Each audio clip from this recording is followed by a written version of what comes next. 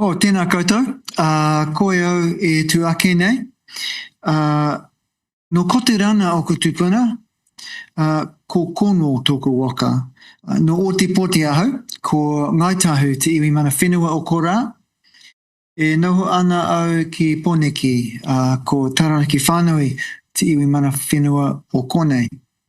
Ko Aisau te ropu, ko Brookes tōku whānau, ko Grant tuku ingoa nō reira, tēnā koutou katoa. I'm Grant, member of ISO and originally from down south at Otipoti, Dunedin, where most of us many of us are descended from Scottish immigrants. So, the world's on fire, right?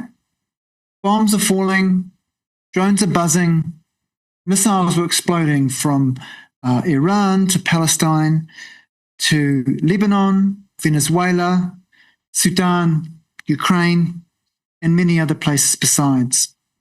So it's little wonder that discourse on imperialism has surged worldwide, particularly in 2026. And here's an indicator. Google searches which have included the word imperialism have doubled over the last 12 months. Once to preserve a fringe socialist publications, the term is now appearing in mainstream media headlines as well. Now, we mightn't be too surprised to see it pop up in the so-called liberal media outlets like The Guardian or The New York Times, MS Now, or even Le Monde, The New Yorker. However, it's also creeping into headlines in centrist and non-partisan media, like CNN, AP News. It's seeping into pop culture and local newspapers, city-based local newspapers. And it's even turning up in some quite unexpected places. In the media mouthpieces that are dedicated to concealing or mystifying the crimes of imperialism, like far-right Zionist newspapers, and the world's largest Christian media network down the bottom there. It's even making mainstream media headlines here in Aotearoa. But while there is a lot of talk about imperialism going on, including in the media, there's not so much clarity about what the word means. And without knowing what imperialism is, we can't know how to fight it. One school of thought, widely reported in the media, was expressed in a homily delivered by Pope Leo in Cameroon this month.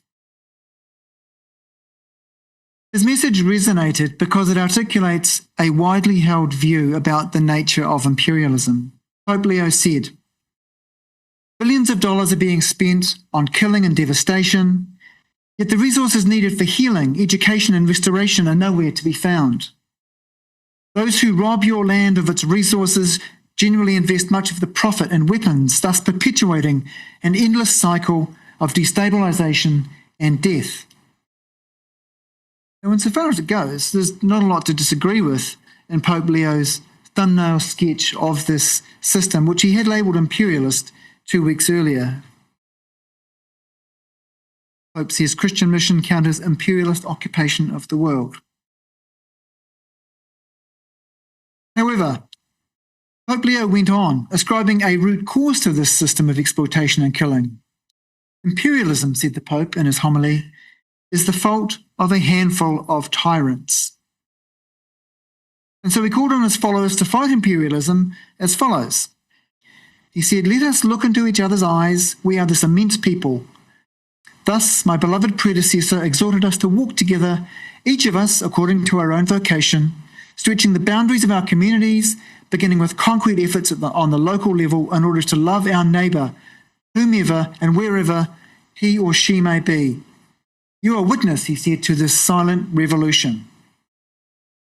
Now, we can call this a moral response to imperialism. But here's the rub. Pope Leo's words about tyrants were widely understood to be referring to Trump and his inner circle. The belief that Trump is to blame for imperialism is widely held, or perhaps Trump and Netanyahu, and it's reflected in some of those media headlines I showed earlier. Yet, Every US president since the 19th century has waged imperialist war. Since 2001, US presidents have spent $8 trillion bombing 10 countries and killing 1 million people. The costliest of these wars were in Iraq and Afghanistan, where 51 other governments also sent troops. So the problem isn't a handful of tyrants, and love for your neighbour on its own isn't strong enough a force to fight imperialism. The second school of thought about the nature of imperialism is that it's a type of foreign policy, an option that governments resort to when they can't achieve negotiated objectives through diplomatic means. This belief is also a widely held view. It's represented here in Aotearoa above all by the Green Party. But for reasons best known to itself, the Green Party studiously avoids using the term imperialism. In fact, there's only 2 instances of the word on that big Green Party website. It appears once in the maiden speech by former Green MP Golriz Garaman, and once in the party's full tangata moana policy. So, on the international left, the school of thought is most clearly expressed by figures like Jeremy Corbyn.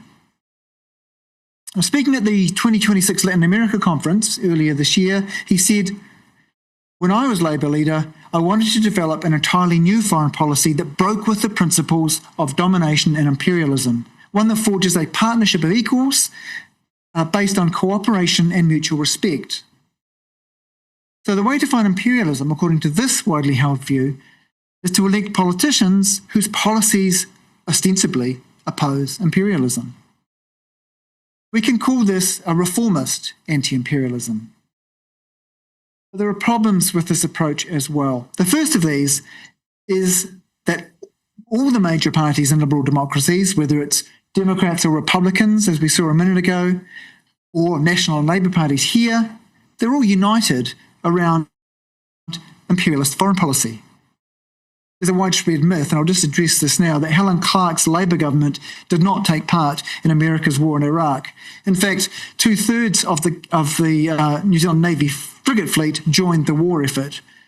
And she also put boots on the ground in Afghanistan in the service of US imperialism, where they stayed for 20 years, killing civilians at a cost of at least 350 million New Zealand dollars. So that's the first problem. The second problem is that even if a minor party like the Greens do win an election one day, government control over foreign policy is actually an illusion. And this was clearly demonstrated for poor Jeremy Corbyn. In 2015, a serving general in the British Army publicly threatened a mutiny to topple the government if Corbyn became Prime Minister and implemented this policy of scrapping the UK's nuclear arsenal or withdrawing from NATO. Examples like this are not confined to Britain. When our Prime Minister David Lange caved into public pressure in 1985 and announced a ban on nuclear ships visiting our ports, commanders in the New Zealand Defence Force opposed this so-called threat to the ANZUS military alliance with the United States.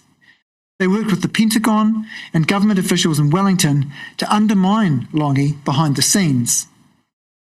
And the former chiefs of defence staff publicly attacked his foreign policy. And this was just a decade after Australia's Labour Prime Minister, Gough Whitlam, was ousted for much the same reason in a bloodless coup with CIA involvement. The defence establishment and senior officials ultimately succeeded in keeping New Zealand and Australia in the orbit of US imperialism.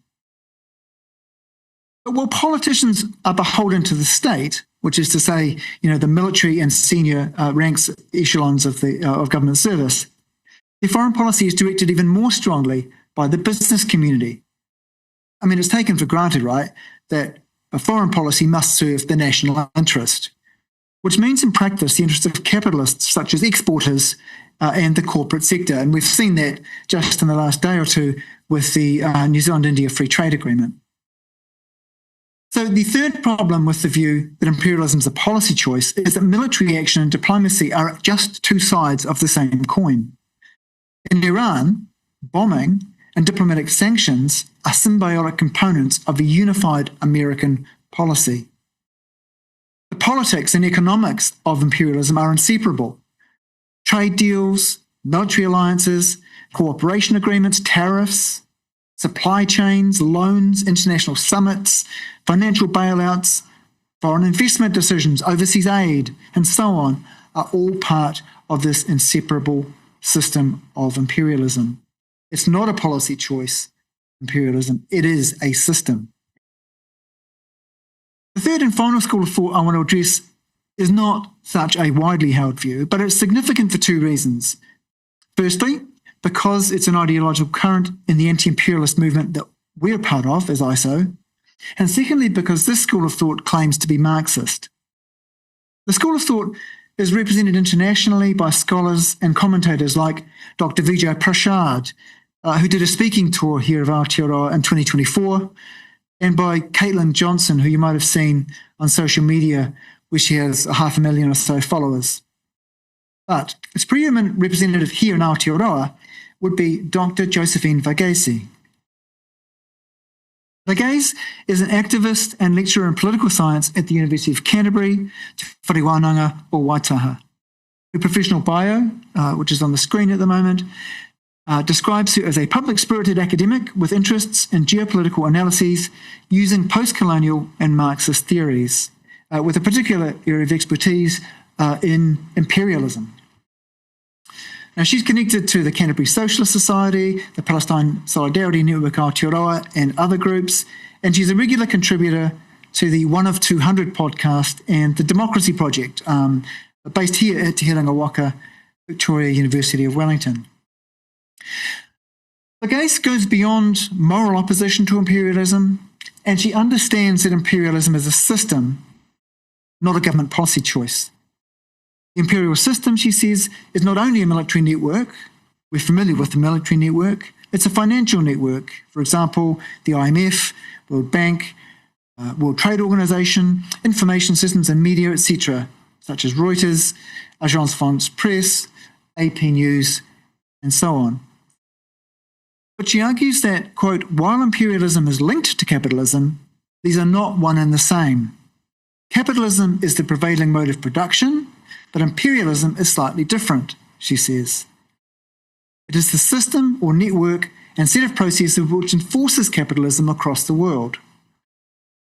And for this reason, she says, quote, we have to see the USA as a unique threat.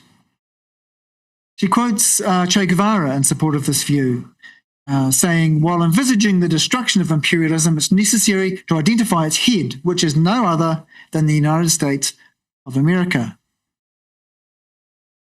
But arguing that capitalism and imperialism are not one and the same means that Varghese can divide the capitalist countries of the world into two camps. We have the imperialist camp, headed by the United States, and the anti-imperialist camp, made up of capitalist countries in opposition to the United States. And we can call this school of thought campism. Varghese is explicit about which countries are supposedly anti-imperialist. She says, Russia has oligarchs, but Russia is not the seat of global capitalism. So this is the fundamental difference between the foreign policy of USA and Russia. And she adds, if you think about China, China's not interested in forcing capitalism across the world either. The problem with this school of thought is twofold. Firstly, it aligns the fight against imperialism with support for the governments of the supposedly anti-imperialist camp. Varghese isn't squeamish about openly supporting dictators. She defends Libya's former leader Muammar Gaddafi as someone who, quote, had universal education, universal healthcare, and who, she says, funded all sorts of freedom struggles around the world. She defends Vladimir Putin, claiming that in Ukraine, quote, the aggressor is the United States. She even defends Syria's Bashar al-Assad as someone she quotes as no more dangerous than any Western leader. She whitewashes the crimes of these regimes commit against their own people. And in Iran, for example, she denied that the government crackdown on protests at the start of this year even happened. She said, the idea that the Iranian government is this powerful entity just killing its citizens is mistaken. Secondly, Campism denies the agency and democratic will of people who rise up against these dictators and autocrats. In Ukraine, Varghese smeared the 2014 popular uprising that toppled President Viktor Yanukovych. She compared those Ukrainian protesters with the anti-vax conspiracy theorists who occupied our parliament grounds in 2022. She claimed they were motivated by support for neoliberal ideas spread by the global media and described the revolution as an anti-democratic coup. Fortunately, the worldwide surge in Google searches that include the word imperialism mentioned at the start of this talk have focused on another school of thought. Here are the related queries that people typed into Google when they typed the word imperialism. As you can see, number 2 and number 4 show that people around the world are reading Lenin, who is also a reference point for our anti-imperialism in ISO. But before I get onto our school of thought, I want to stress, first of all, that moral opposition to imperialism, reformist opposition to imperialism, and campist opposition to imperialism all get some things right. Love for our neighbour, in Pope Leo's sense, is a good thing. It's part of forging real bonds of solidarity. Foreign policy that favours diplomacy is something we want. And although it's for different reasons than the ones given by Varghese, which I'll get to soon, she is right that our key focus must be opposing US imperialism. We in ISO march alongside people from all 3 of these schools of thought. So, Lenin, like Varghese, claims to be Marxist, but his most searched book in those related searches from Google is Imperialism, the Highest Stage of Capitalism. And this book contradicts her on key points. Where Varghese thinks that capitalism and imperialism are 2 separate things, Lenin counters, quote, in its economic sense, imperialism is monopoly capitalism. We probably all have some idea of what capitalism is, but what does Lenin mean by this monopoly capitalism? In his introduction to a brilliant book by Nikolai Bukhanin called Imperialism and World Economy, Lenin explains it this way. I'll read at some length from Lenin's explanation. Lenin says, there had been an epoch of comparatively peaceful capitalism when it had overcome feudalism in the advanced countries of Europe and was in a position to develop comparatively tranquilly and harmoniously, peacefully spreading over tremendous areas of still unoccupied lands and of countries not yet finally drawn into the capitalist vortex. Of course, says Lenin, even in that epoch, marked approximately by the years 1871 to 1914, peaceful capitalism created conditions of life that were very far from really peaceful. For 9/10 of the population of the advanced countries and for hundreds of millions of peoples in the colonies, this epoch was not one of peace, but of oppression, torture, horrors that seemed all the more terrifying since they appeared to be without end. Now, I'm sure we're all familiar with what these horrors meant during the colonisation of Aotearoa. Then it goes on. This epoch, meaning so-called peaceful capitalism, has gone forever. It has been followed by a new epoch. This change was caused by nothing but the direct development, growth, continuation of the deep-seated and fundamental tendencies of capitalism and production of commodities in general. The growth of commodity exchange, the growth of large-scale production, are fundamental tendencies observable for centuries. So, at a certain stage in the development of exchange, at a certain stage in the growth of large-scale production, namely, at that stage it was reached approximately the end of the 19th century and the beginning of the 20th century, commodity exchange had created such an internationalization of economic relations, such an internationalization of capital, accompanied by such a vast increase in large-scale production, that free competition began to be replaced by monopoly. The prevailing types in the economy were no longer enterprises freely competing inside the country and through intercourse between countries, but monopoly alliances of entrepreneurs and trusts.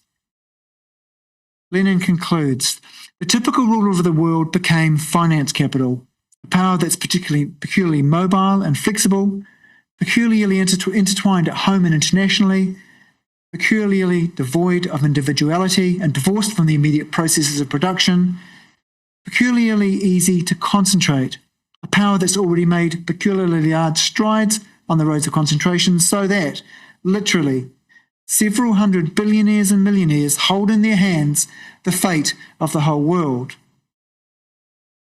Now, Lenin wrote that back in 1915, and I think we can immediately recognise that the picture is the same today. So, fighting imperialism cannot be separated from the fight to end capitalism in its current stage of development. Or as Lenin put it, quote, "The reply of the proletariat to imperialism must be the abolition of capitalism."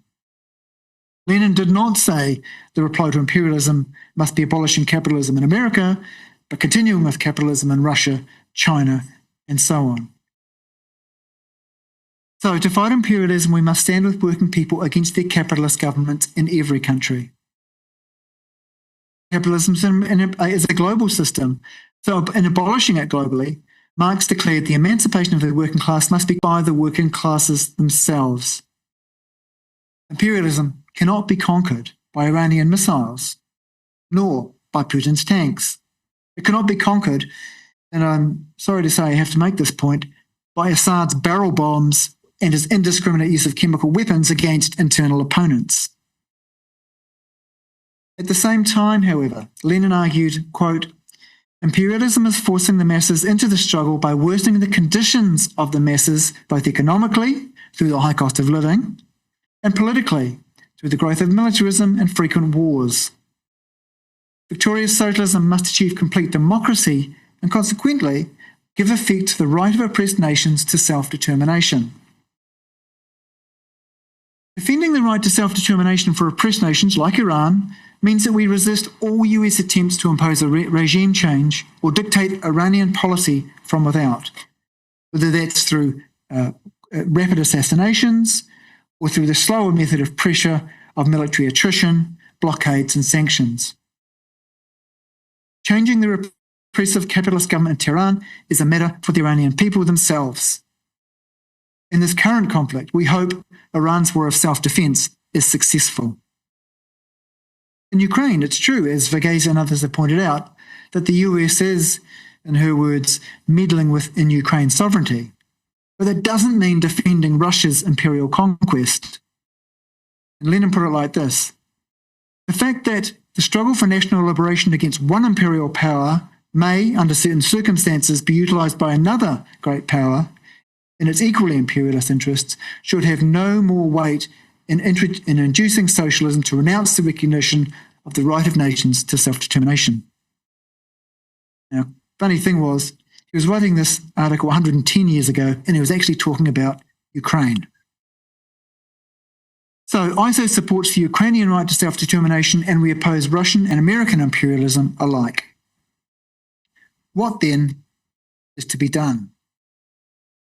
So if this is the nature of imperialism, how do we fight it here and now in Aotearoa? Over the last century, theorists and activists within the broad Leninist and Bolshevik school have debated and tweaked how they thought imperialism should be fought in response to changing and shifting circumstances. So there's no single line from the past that we can take as gospel. Having said that, fellow Bolshevik Leon Trotsky once put it this way: the struggle of the proletariat against wars is the continuation and sharpening of its class struggle. In this struggle, the basic principle is the chief enemy is in your own country, or the defeat of your own imperialist government is the lesser evil. Now, here in Aotearoa, our government is a junior partner in the imperialist bloc headed by the United States. This has been true under both National and Labour administrations, and it's for this reason, rather than those expressed by Varghese earlier, that a key focus for us is fighting US imperialism. Christopher Luxon has openly called for the New Zealand military to become, quote, a force multiplier for Australia and the US and other partners. Last year, 700 New Zealand troops took part in the exercise Talisman Sabre, Radio New Zealand reported Talisman Sabre aligns with US efforts to build a vast network of sensors and shooters across the Indo-Pacific. The New Zealand Defence Force said a key goal is to be able to integrate its capabilities into Australian and US command relationships. To create this force multiplier for Washington, Luxon's government plans to double military spending by 2029 at a cost of $12 billion. At the same time, it's cutting $12 billion in pay equity funding, starving hospitals, slashing the Climate Emergency Response Fund. So the fight against imperialism and the fight to defend public services and our standard of living as workers are one and the same. New Zealand is also a member of the Five Eyes intelligence sharing network headed by the United States. 2 weeks into the war in Iran, Foreign Minister Winston Peters and Defence Minister Judith Collins called this network vital to security and singled out Iran as the single threat. The Five Eyes network also gives US agencies such as ICE access to our biometric data when we travel. And the US is now demanding wholesale access to all biometric data held by the New Zealand government. So the fight against imperialism and the fight to protect ourselves from surveillance, detention, or worse at the hands of shadowy US forces are also one and the same. And this is to say nothing for government support for Rocket Lab. The coalition has approved their launches of US military satellites from Mahia up in the East Coast after the company announced it was ready to serve the US Department of Defence. Rocket Lab has not denied allegations that their satellites have been used in the bombing of Iran, and they're also publicly available information showing they're working for the Israeli military. In the current war of choice against Iran, which is increasing financial pressures on workers, both here and overseas, we raise the working class demand for peace. At the same time, we recognise that an outcome in the war which favours Iran would clearly be the lesser evil for working people here in Aotearoa. An outcome, on the other hand, which strengthens Trump and boosts Washington's power to export their culture wars and privatisation agenda here and around the world would be worse. So, in conclusion, what is imperialism? It is capitalism in its highest stage of development. How do we fight it? By sharpening the class struggle, demanding an end to all military and intelligence ties between New Zealand and the US, and supporting working class struggles to defend living standards and the rights of oppressed peoples everywhere. This has been my perspective on behalf of the International Socialist Organisation. I now look forward to hearing from you, the discussion to follow. Nō reira, tēnā koutou, tēnā koutou, tēnā tātou katoa.